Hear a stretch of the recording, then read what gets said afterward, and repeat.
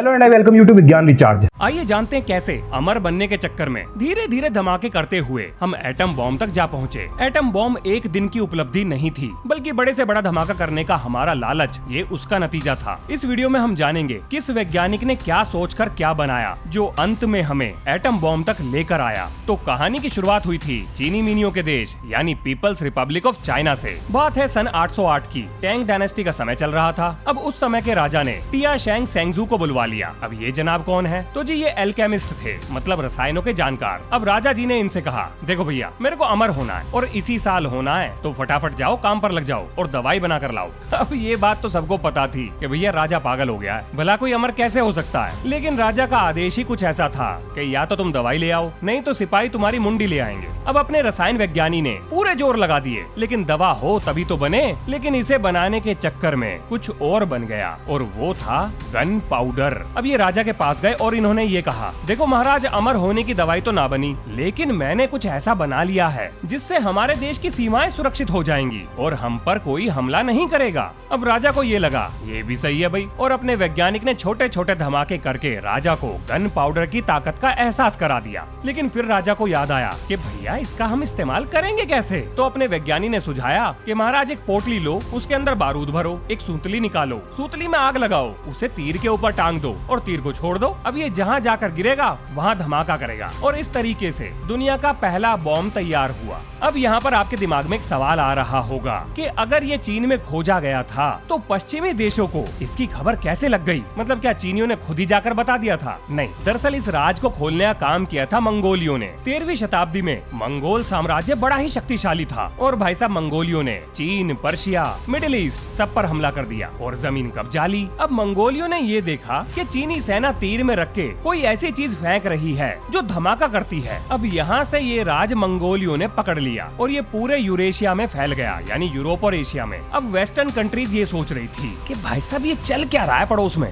क्योंकि इस नई चीज के हाथ लगते ही मंगोल जहाँ भी जा रहे थे धमाका धमाका खेल रहे थे और मंगोलियों से ये जानकारी बाकी वेस्टर्न कंट्रीज में भी फैल गई। अब यूरोपियन देशों ने एक कदम आगे और बढ़ाया, क्यों ना बारूद की पोटली फेंकने के बजाय बारूद से कुछ फेंका जाए। और भैया आर्किमिडीज ने स्टीम कैनन तो पहले से ही बना रखी थी। अब इन लोगों ने उस स्टीम कैनन में से स्टीम का जुगाड़ हटाकर बारूद भर के चला कर देखा और वो फट गई। हाँ जी, उसे चलाने वाले आदमी ऊपर निकल लिए। अब यहाँ से ये चीज तो समझ में आ गई कि भाई साहब बारूद में ताकत तो बहुत है। अब उन्होंने अपने डिजाइन में बदलाव किया और मजबूत लोहे से एक नई कैनन तैयार करी और वो काम कर गई। और इस बारूद का इस्तेमाल तोप के अंदर डालकर गोले फेंकने के लिए करने लगे। और गोली बंदूक की कहानी तो आपको पता ही होगी। तो हम चलते हैं सीधा अगली खोज पर, यानी गन पाउडर के बाद अगला बड़ा धमाका किसने किया? तो जी ये थे जोहान रुडोल्फ ग्लबर, एक जर्मन केमिस्ट। ये 1659 में फर्टिलाइजर बना रहे थे, लेकिन गलती से इन्हें ये पता लग गया कि अमोनियम नाइट्रेट धमाका कर सकता है। अमोनियम नाइट्रेट अपने आप में ज्वलनशील नहीं होता, मतलब ये अपने आप आग नहीं पकड़ता, लेकिन अगर आग लगाई जाए तो ये धमाका जरूर करेगा। और कितना बड़ा धमाका कर सकता है इसका अंदाजा आप इस बात से लगाइए, 2020 में लेबनान के बेरूत में जो धमाका हुआ था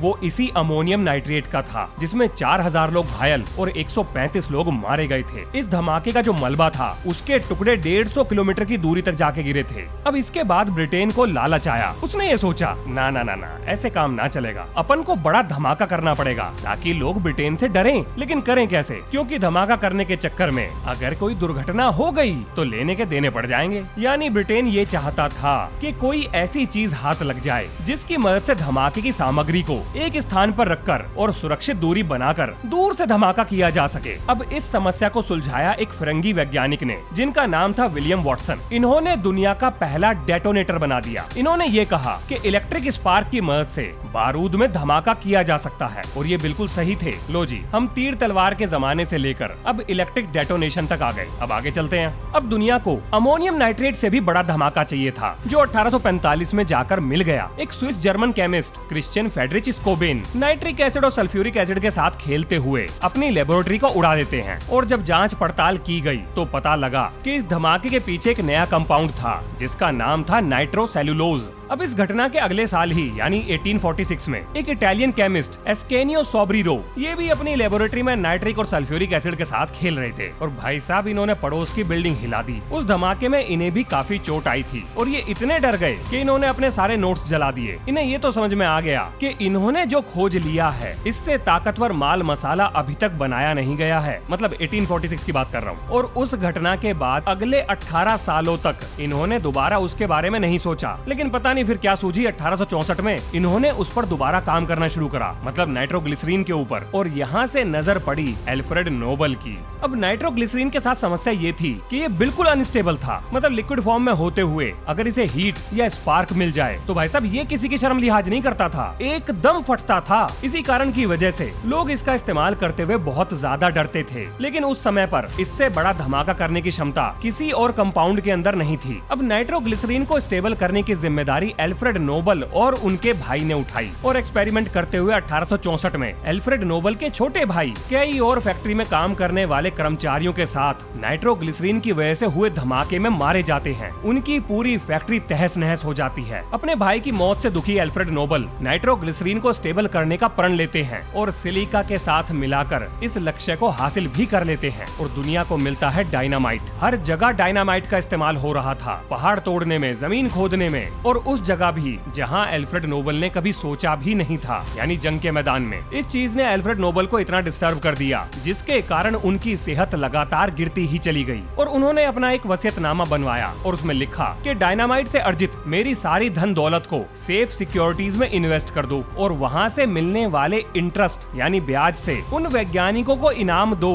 जो विज्ञान के क्षेत्र में दिन रात मेहनत करके लोगों के जीवन को और बेहतर बनाने का प्रयास कर रहे हैं। इसलिए विज्ञान के अलावा लिटरेचर और पीस के लिए भी नोबल प्राइज दिया जाता है और यहाँ से शुरुआत हुई नोबल फाउंडेशन की। अब आगे चलते हैं। अब देखो डायनामाइट के बाद TNT, PETN, RDX, डूनाइट, सेमटेक्स, ANFO, C4 बहुत सारे एक्सप्लोजिव्स की खोज हुई थी, लेकिन ये वीडियो एटम बॉम्ब के ऊपर है। तो इतिहास में जैसे ही एटम बॉम्ब की तरफ पहला कदम बढ़ाया जाता है हम भी सीधा उसी की तरफ बढ़ चलेंगे, क्योंकि अगर मैं आपको बाकी सारे एक्सप्लोजिव से जुड़ी हुई कहानी बताऊंगा तो ये वीडियो कई घंटों की खिंच जाएगी। अब आगे सुनिए। अब तक आपको समझ में आ गया होगा कि पूरी दुनिया में अलग अलग माल मसालों को लेकर अच्छी खासी मात्रा में धूम धड़ाका किया जा रहा था, लेकिन ये वो चीजें नहीं थी जिन्होंने न्यूक्लियर बॉम्ब बनाने की तरफ वैज्ञानिकों का ध्यान खींचा, बल्कि वो था एक्सरे। हाँ जी, एक्सरे ही वो चीज है जो दुनिया को न्यूक्लियर बॉम्ब की तरफ ले गया। अब जरा मैं सारी चीजों को जोड़ देता हूँ। अमर होने के चक्कर में हमने धमाके करने सीख लिए और एक्सरे ने हमें न्यूक्लियर बॉम्ब के मसाले तक पहुँचा दिया, मतलब यूरेनियम तक। अब धमाके करने की हमारी आदत और न्यूक्लियर बॉम्ब में इस्तेमाल होने वाला माल मसाला जब मिला तो उसका नतीजा एटम बॉम्ब निकला। और आइए अब बताता हूँ कब कब क्या क्या हुआ।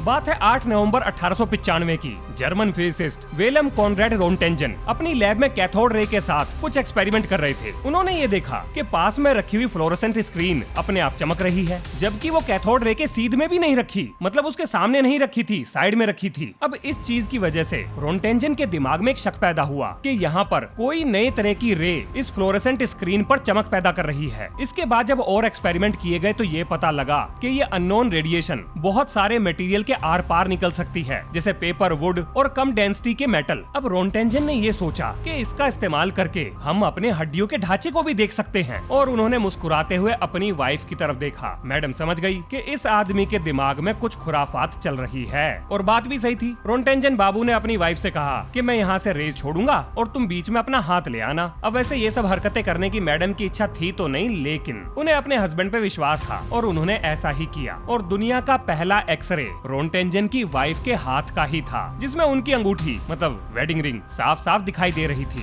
अब क्योंकि रोंटेंजन को ये नहीं पता था कि ये किस तरह का रेडिएशन है, तो अननोन रेडिएशन होने की वजह से उन्होंने इसका नाम एक्स रख दिया, यानी कि एक्सरे मतलब अननोन रेडिएशन। अब इस खोज ने हेनरी बैक्यूरेल के दिमाग में एक नई खुराफात का बीज बो दिया। हेनरी बैक्यूरेल को ये लगता था कि भैया एक्सरे का कुछ क्रेडिट हमें भी मिलना चाहिए, क्योंकि उनके हिसाब से एक्सरे को आर्टिफिशियली प्रोड्यूस करने की जरूरत नहीं है, बल्कि वो तो नेचर में पहले से ही थी। हेनरी बैक्यूरेल के हिसाब से अगर यूरेनियम के ऊपर सूरज की रोशनी डाली जाए तो वो एक्सरे प्रोड्यूस करेगा। अब ऐसा उन्हें इसलिए लगता था क्योंकि यूरेनियम सॉल्ट फॉस्फोरेंट मटेरियल की कैटेगरी में आता था, यानी कि ऐसे मटेरियल जो अननोन लाइट रेडिएशन छोड़ रहे हैं। अब अपनी थ्योरी को सही साबित करने का एक ही तरीका था और वो था ये कि यूरेनियम साल्ट को कुछ देर के लिए सूरज की रोशनी में छोड़ दिया जाए और वो सनलाइट एब्जॉर्ब कर लेगा और बाद में इसी सनलाइट को एक्सरे के फॉर्म में एमिट करना यानी छोड़ना शुरू कर देगा। अब उन्होंने काला कागज लिया, उसके अंदर यूरेनियम का सॉल्ट रखा, उसे धूप में लेकर गए, लेकिन मौसम खराब हो गया, धूप ही ना निकली। तो तंग आकर उन्होंने इस कागज को अपने ड्रॉअर में रख दिया। अब कुछ दिन बाद यानी 1 मार्च 1896 को उन्होंने एक फोटोग्राफिक प्लेट डेवलप करी, ये सोच के कि मौसम खराब था, क्या ही रेडिएशन दिया होगा इसने। लेकिन भाई साहब सब कुछ पलट गया। फोटोग्राफिक प्लेट के ऊपर यूरेनियम साल्ट की प्रॉपर इमेज बन गई थी, यानी यूरेनियम ने बिना किसी एक्सटर्नल एनर्जी सोर्स के अपने आप एनर्जी रिलीज करनी शुरू कर दी थी और यहाँ से कंफर्म हो गया कि यूरेनियम रेडिएशन छोड़ रहा था। इसके बाद हेनरी बैक्यूरेल को यह भी पता लग गया कि जो नॉन फॉस्फोरेसेंट यूरेनियम कंपाउंड हैं, वो भी सिमिलर रेडिएशन छोड़ रहे थे। अब ये जो हरकतें हो रही थी, इसको बैक्यूरेल ने कोई नाम तो नहीं दिया, लेकिन ये कहा कि भैया ये जो कुछ भी हो रहा है इसकी यूनिट मेरे नाम पर रखी जाएगी, यानी रेडियो एक्टिविटी की यूनिट बैक्यूरेल यहाँ से निकल कर आई। अब जैसे ही ये डिस्कवरी हुई, मैरी क्यूरी और उनके हस्बैंड पेरी क्यूरी, इन दोनों का ध्यान इसकी तरफ गया और इन्होंने एक नई चीज को दुनिया के सामने लाकर रख दिया। आइए अब उसके बारे में जानते हैं। मैरी क्यूरी को ये लगता था कि यूरेनियम के अलावा और भी ऐसे एलिमेंट होंगे जो इस तरीके का रेडिएशन दे रहे होंगे और इन नए एलिमेंट्स को ढूंढते ढूंढते उन्होंने पोलोनियम और रेडियम की खोज कर दी। अब क्योंकि मैरी क्यूरी पोलैंड में पैदा हुई थी, इसीलिए उन्होंने अपने पहले एलिमेंट का नाम पोलैंड के ऊपर रखा, पोलैंड से पोलोनियम। अब यहाँ से ये बात साफ हो गई थी कि ऐसे एलिमेंट्स मौजूद हैं जो लगातार एनर्जी आउटपुट दे रहे हैं, बिना इनपुट के दे रहे हैं। लेकिन क्यों दे रहे हैं, कैसे दे रहे हैं, ये किसी को नहीं पता था जब तक एल्बर्ट आइंस्टाइन नहीं आए थे। और अब एंट्री होती है फिजिक्स के फूफा महान वैज्ञानिक एल्बर्ट आइंस्टाइन की। 1903 में Henri Becquerel, Marie Curie, Pierre Curie, इन तीनों को नोबेल प्राइज मिलता है और 1905 में Albert Einstein energy mass equivalence की फेमस इक्वेशन दुनिया के सामने रखते हैं। उनके हिसाब से मास को ऊर्जा में परिवर्तित किया जा सकता है। अब एल्बर्ट आइंस्टाइन के ये बताने की देर थी कि भैया पूरी साइंटिफिक कम्युनिटी ये पता करने में लग गई कि एटम का मास आखिर है कहां पर, और कामयाबी मिली अर्नेस्ट रदरफोर्ड को। 1911 में अर्नेस्ट रदरफोर्ड ने ये बताया कि एटम का सारा मास उसके न्यूक्लियस में केंद्रित रहता है, जो कि पॉजिटिव है। अब यहाँ से ये हिसाब किताब लगाया गया कि रेडियो एक्टिव एलिमेंट्स जो ऊर्जा दे रहे हैं वो इसी न्यूक्लियस से दे रहे होंगे। अब 1932 में जेम्स चैडविक ने न्यूट्रॉन की डिस्कवरी कर दी और ये बताया कि पूरे एटम में न्यूट्रॉन सबसे हैवी पार्टिकल है। अब इतना बताने की देर थी कि दुनिया भर के वैज्ञानिकों को ये लगा कि भैया रेडियो एक्टिव मटेरियल का जो एटम है उसके न्यूक्लियस से एनर्जी निकल रही है और अगर हम किसी तरीके से इस न्यूक्लियस को तोड़ दें तो सारी एनर्जी एक साथ निकल जाएगी, मतलब ऊर्जा का भंडार। अब 1933 में लियो सिजलार्ड ये सोचते हैं कि हो सकता है कि इस तरीके का इस्तेमाल करके, मतलब न्यूक्लियस को तोड़कर एक बॉम्ब बनाया जा सके, एक चेन रिएक्शन सेटअप की जा सके, और 1934 में अपने इस आइडिया को पेटेंट भी करा लेते हैं। अब ये तो सोच ही रहे थे, एनरिको फर्मी एक कदम आगे और बढ़ जाते हैं। वो थोरियम और यूरेनियम के ऊपर न्यूट्रॉन पार्टिकल को दे मारते हैं और पहला सिंथेटिक एलिमेंट यानी कि फर्मियम की खोज करते हैं। हाँ जी, अपने ही नाम पे रखा था, फर्मी से फर्मियम। अब 1938 में इन्हें मिलता है नोबेल प्राइज और ये इटली को छोड़कर अमेरिका भाग जाते हैं। अब 1938 में इनको मिले नोबेल प्राइज का असर ये हुआ कि वैज्ञानिकों का पूरा कुनबा एटम को तोड़ने के पीछे लग गया कि भैया अब हम एटम को तोड़ेंगे, और ये काम कर दिखाया ओटो हान और लीजा माइटनर ने, जिसके बाद दुनिया को पहली बार न्यूक्लियर फिशन नाम का एक शब्द मिला। अब जरा डिटेल में बता देता हूँ। ओटो हान, लीजा माइटनर रेडियो केमिस्ट्री के दो महान वैज्ञानिक जर्मनी के बर्लिन में स्थित Kaiser Wilhelm institute for chemistry में एक साथ काम करते थे। अब इससे पहले कि दोनों मिलकर यूरेनियम को तोड़ पाते, भैया हिटलर पोलैंड की छाती पे जा चढ़ा। अब हिटलर का अत्याचार देखकर जर्मनी के अंदर जो यहूदी साइंटिस्ट थे वो जर्मनी छोड़ छोड़कर भागने लगे और उनमें लीजा माइटनर भी थी। लीजा माइटनर अपने भतीजे के पास स्वीडन में जाकर रहने लगी। इधर जर्मनी में ओटो हान ने यूरेनियम के ऊपर न्यूट्रॉन दे मारे। अब ओटो हान को ऐसा लगता था कि भैया यूरेनियम दो टुकड़ों में टूट गया है, यानी बेरियम और क्रिप्टन, और इन दोनों एलिमेंट का कंबाइंड मास यूरेनियम के मास से ज्यादा होना चाहिए। और ऐसा ओटो हान को इसलिए लगता था क्योंकि जो न्यूट्रॉन उन्होंने इस पर देके मारा था, यानी यूरेनियम के ऊपर देके मारा था, वो ऐसा मानते थे कि यूरेनियम उस न्यूट्रॉन को पीकर बैठ गया है और बेरियम और क्रिप्टन में टूटने के बाद उसका मास यकीनन यूरेनियम से ज्यादा आएगा। लेकिन जब कैलकुलेशन निकाली गई तो भाई साहब मास तो घट गया था।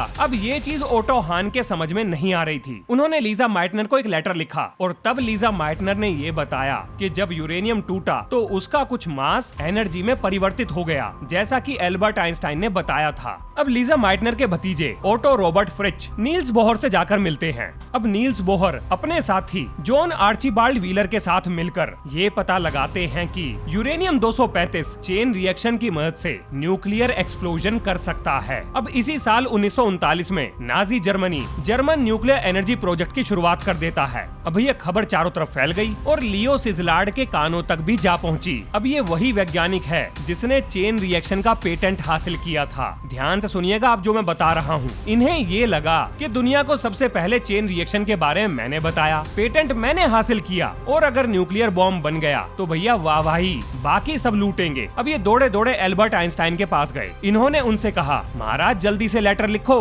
अमेरिकी राष्ट्रपति के कान पर आपके लेटर लिखे बिना जून ना रेंगने वाली, जल्दी से लिख के बताओ कि अमेरिका को न्यूक्लियर बॉम्ब बनाना चाहिए। अब भैया एल्बर्ट आइंस्टाइन ने एक चिट्ठी लिखकर अमेरिकी राष्ट्रपति को भिजवा दी। चिट्ठी मिलते ही रूजावेल्ट ने एक यूरेनियम कमेटी का गठन कर दिया और न्यूट्रॉन एक्सपेरिमेंट करने के लिए $6000 का बजट दिया। हाँ जी, बस इतना ही। अब जरा बाकी देशों की भी हालत जान लो। अप्रैल 1940 मॉड कमेटी का गठन यानी military application of uranium detonation. अब ये किसने किया था? तो ये काम था फरंगियों का यानी इंग्लैंड वाले। जुलाई 1940 जापान भी न्यूक्लियर फिशन के बहुत करीब पहुंच गया था और जुलाई 1940 में ही सोवियत अकेडमी ऑफ साइंसेज में न्यूक्लियर बॉम्ब बनाने के लिए खोजबीन चालू हो गई थी। जून 1941 में प्रेसिडेंट रूजावेल्ट ने office of scientific research and development यानी एक डिपार्टमेंट बनाकर वैनिवर बुश के अंडर दे दिया। वैनिवर बुश को तो आप जानते ही होंगे भाई साहब। ये आदमी और जॉन जी ट्रम्प यानी डोनाल्ड ट्रम्प के अंकल, ये दो आदमी ऐसे थे जिन्होंने निकोला टेस्ला की रिसर्च को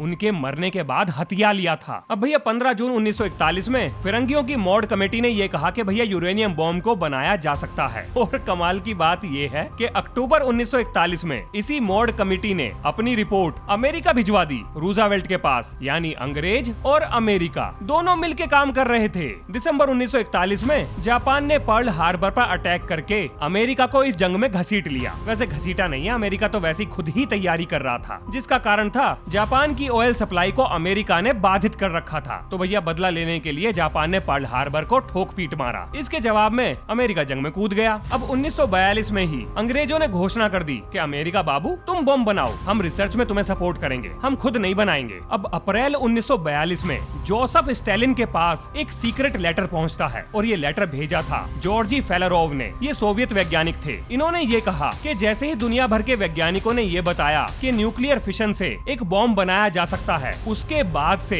किसी भी वैज्ञानिक ने पब्लिकली कुछ भी नहीं बोला है, ना ही कोई पेपर पब्लिश किया है। जरूर कुछ घोटाला चल रहा है, सब लोग इतने शांत कैसे हो सकते हैं। अब भैया जोसेफ स्टालिन के कान खड़क गए। उन्होंने सोवियत यूनियन का न्यूक्लियर प्रोग्राम शुरू कर दिया। 1942 जुलाई और सितंबर के बीच में रॉबर्ट ओपनहाइमर की एंट्री होती है, जो न्यूक्लियर बॉम्ब और हाइड्रोजन बॉम्ब के डिजाइन को लेकर जबरदस्त तरीके से प्रोग्रेस कर रहे थे। और भैया अगस्त और नवंबर के बीच में यानी 1942 में मैनहट्टन प्रोजेक्ट की शुरुआत होती है। यूरेनियम 235 को एनरिच करने के लिए ओक रिज नेशनल लेबोरेटरी को चुना जाता है, रिएक्टर बनाने के लिए हैनफोर्ड साइट को चुना जाता है और बॉम्ब के डिजाइन को बनाने के लिए लॉस एल्मोस की नेशनल लेबोरेटरी को चुना जाता है। अब 2 दिसंबर 1942 को एनरिको फर्मी दुनिया की पहली कंट्रोल्ड न्यूक्लियर फिशन रिएक्शन को शिकागो पाइल 1 यानी एक न्यूक्लियर रिएक्टर के अंदर सफलता पूर्वक कर लेते हैं। मार्च 1943 में जापानीज फिजिसिस्ट हायर अथॉरिटीज को एक रिपोर्ट देते हैं कि न्यूक्लियर बॉम्ब बनाना संभव तो है, लेकिन जंग के दौरान शायद जापान इसे ना बना पाए। इसके बाद जापान रेडार बनाने पर फोकस करने लगता है और बॉम्ब का ख्याल छोड़ देता है। अगस्त 1943 में रूजावेल्ट और British prime minister Winston Churchill के बीच में एक समझौता होता है कि भैया फिरंगी वैज्ञानिक अमेरिका में आकर लॉस एल्मोस की लेबोरेटरी में अमेरिकन वैज्ञानिकों के साथ मिलकर काम करेंगे। अब भैया सितंबर 8, 1944 में जर्मनी पहली बैलिस्टिक मिसाइल छोड़ देता है, जिसका डिजाइन तैयार करा था वर्नर वॉन ब्रॉन ने। अब मैं एक इन्फॉर्मेशन देना भूल गया। दरअसल अमेरिकी वैज्ञानिक बॉम्ब बनाने के इच्छुक नहीं थे, वो तो एक न्यूक्लियर गन बनाना चाहते थे, लेकिन उसे बनाना संभव नहीं था। इसलिए मजबूरी में बाद में जाकर वो बॉम्ब बनाने की तरफ मुड़ गए और गन बनाने का ख्याल छोड़ दिया। बहरहाल न्यूक्लियर गन का टॉपिक बहुत लंबा है, तो किसी और वीडियो के लिए बचा लेते हैं। अभी आगे बढ़ते हैं। अब भैया 16 जुलाई 1945 को दुनिया का पहला न्यूक्लियर टेस्ट होता है अमेरिका के न्यू मैक्सिको में। वैसे इस धमाके को देखने के लिए फ्रैंकलिन डी रूजावेल्ट ये जिंदा नहीं रहे। हाँ जी, ये 12 अप्रैल 1945 में 63 साल की उम्र में चल बसे और इनकी जगह ली अमेरिका के vice president Harry S Trueman ने। अब 6 अगस्त 1945 में लिटिल बॉय हिरोशिमा पर और 9 अगस्त 1945 में फैट मैन नागासाकी पर अमेरिका ने गिरा दिए। जापान ने हार स्वीकार कर ली और युद्ध का अंत हो गया। और उसके बाद सबने अपने अपने एटम बॉम्ब बनाकर अपने पास रख लिए और जब हमने बनाया तो सब आंखें दिखाने लगे। पर खैर छड्डो, रात गई बात गई। अब आगे की कहानी सुनो। हम सभी को ये लगता है कि न्यूक्लियर बॉम्ब के पीछे रॉबर्ट ओपनहाइमर का दिमाग था, लेकिन सच्चाई ये है कि जब भी किसी से सवाल पूछा जाता था कि क्या न्यूक्लियर बॉम्ब बनाना संभव है तो सभी वैज्ञानिक इसका हाँ में जवाब देते थे। लेकिन जब उनसे ये पूछा जाता था कि कैसे बनाओगे, तब इसका जवाब किसी के भी पास नहीं था। रॉबर्ट ओपनहाइमर एक थ्योरेटिकल फिजिसिस्ट थे और उनकी क्वांटम मैकेनिक्स में रिसर्च उन्हें इस प्रोजेक्ट पर काम करने के लिए बिल्कुल परफेक्ट इंसान बनाती थी। उन्होंने बाकी सभी वैज्ञानिकों की रिसर्च को इकट्ठा किया और न्यूक्लियर बॉम्ब का एक डिजाइन तैयार किया। असल में ओपनहाइमर वो इंसान थे जिन्होंने न्यूक्लियर बॉम्ब से जुड़े हुए डिजाइन की समस्याओं को सुलझाया था। लेकिन एक समस्या उनके सामने भी थी और वो ये कि एक बार चेन रिएक्शन सेटअप करने के बाद अगर वो चेन रिएक्शन ना रुकी तो वो धरती के हर एक सिंगल कण को लपेट लेगी। अब इसका जवाब उनके पास नहीं था, बस उम्मीद थी कि शायद ऐसा ना हो। हाँ जी, ये हैं अमेरिका की करतूतें। बहुत सारी ऐसी जानकारी है जो कि मैं इस वीडियो में आपको नहीं बता पाया हूँ। उसके लिए तो पूरी किताब लिखनी पड़ेगी, लेकिन फिर भी कुछ जरूरी डॉक्यूमेंट ये आपको पढ़ने के लिए विज्ञान रिचार्ज के व्हाट्सएप चैनल पर मिल जाएंगे, जिसका लिंक इस वीडियो के डिस्क्रिप्शन, कम्युनिटी पोस्ट और पिन कमेंट में भी डाल दूंगा। अब आपके हिसाब से जितने भी वैज्ञानिकों का नाम मैंने आपको बताया है, इनमें से आप हमारी कनपट्टी पर न्यूक्लियर बॉम्ब का खतरा टांगने के लिए किसको जिम्मेदार मानते हैं? तो ये है इस वीडियो का अंत। मिलते हैं नेक्स्ट वीडियो में। जय हिंद, जय भारत।